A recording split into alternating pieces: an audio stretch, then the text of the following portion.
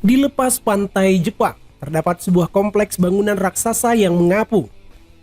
Saking besarnya kompleks bangunan tersebut bisa terlihat dari luar angkasa. Sebuah mahakarya arsitektur yang sangat menakjubkan. Ide brilian dengan menerapkan banyak kecanggihan teknologi menghasilkan salah satu keajaiban arsitektur. Kompleks bangunan tersebut adalah Kansai International Airport. Kansai International Airport terletak di Teluk Osaka, Jepang. Lalu bagaimana cara Jepang mengubah lautan menjadi bandara terapung terbesar di dunia? Tonton video ini sampai habis, oke?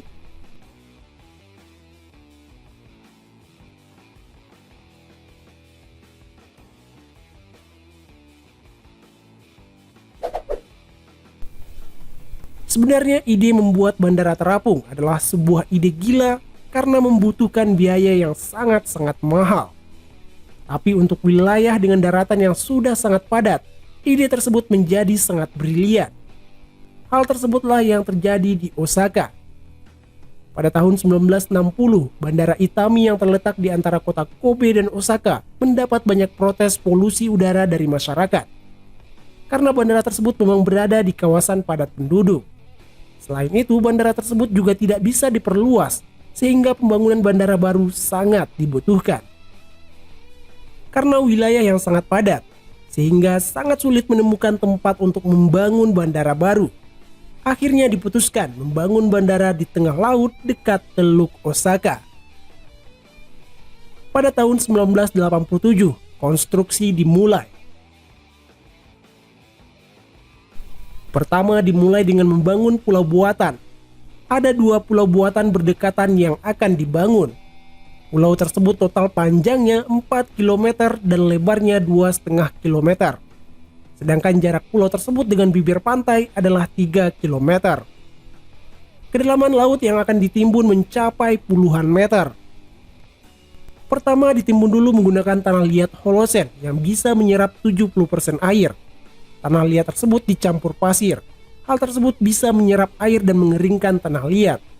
Tanah liat dicampur pasir ini ketinggiannya mencapai 20 meter. Penimbunan dengan tanah liat dan pasir ini juga sekaligus untuk mengatasi risiko penurunan tanah. Selanjutnya dibangun tembok laut yang terbuat dari batu dan tetratopada. Tembok laut ini tingginya 18 meter. Selanjutnya untuk menimbun bagian tembok laut tersebut, 3 gunung digali, puluhan juta kubik material batu dan pasir diangkut ke tengah laut. Material ini diangkut ke tengah laut menggunakan kapal.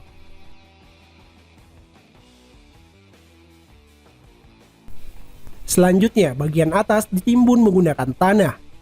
Butuh waktu 3 tahun untuk menimbun laut dan menjadikannya pulau buatan. Ada 10.000 pekerja, 80 kapal, dan 10 juta jam kerja untuk menyelesaikan pulau buatan ini. Namun pada tahun 1990, hal yang tak disangka terjadi. Pulau buatan tersebut mengalami penurunan tanah yang tak terprediksi. Tanah di pulau buatan tersebut turun melebihi perkiraan. Tanah di pulau ini turun 2 inci setiap bulannya. Kepanikan melanda para insinyur yang mengerjakan proyek ini. Khawatir pulau buatan ini akan tenggelam lebih cepat. Bahkan beberapa insinyur mundur dari proyek ini.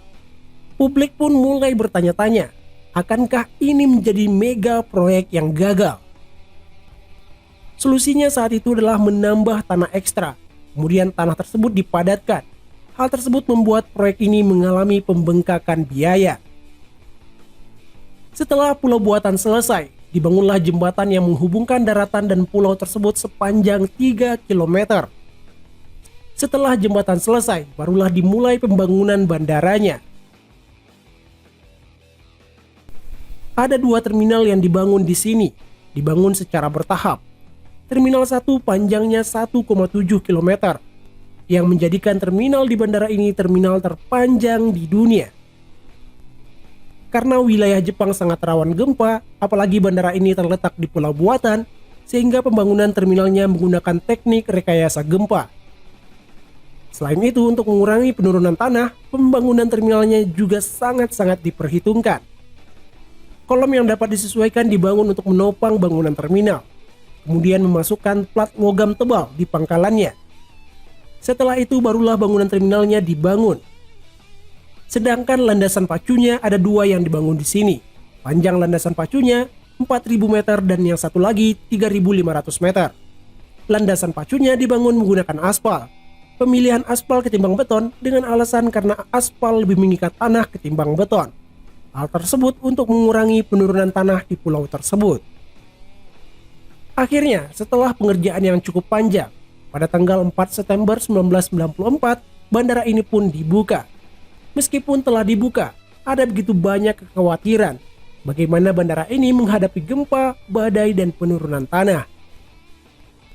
Pada tahun 1995, Jepang dilanda gempa besar yang menewaskan 6.434 orang. Pusat gempanya hanya berjarak 20 km dari Kansai International Airport. Hebatnya, bandara ini tak mengalami kerusakan. Bahkan kaca-kaca jendela di bandara ini juga tidak pecah. Selanjutnya, pada tahun 1998, bandara ini juga tak mengalami kerusakan ketika terjadi badai topan dengan kecepatan angin 130 mil per jam. Hal tersebut cukup memberi bukti bahwa pembangunan bandara terapung ini sangat hebat.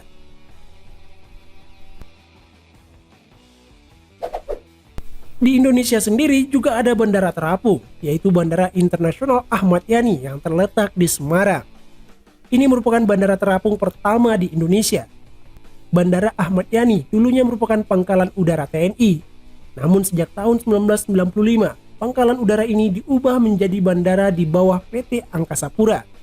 Dan pada tahun 2018 lalu diresmikan terminal baru. Terminal baru ini merupakan terminal terapung yang dibangun di atas rawa-rawa. Bandara Ahmad Yani memang berada di sekeliling rawa-rawa dan dekat dengan laut, sehingga perluasan dan pembangunan terminal pun dibangun di atas rawa-rawa. Demikianlah video kali ini. Terima kasih telah menonton. Share video ini jika bermanfaat. Bye.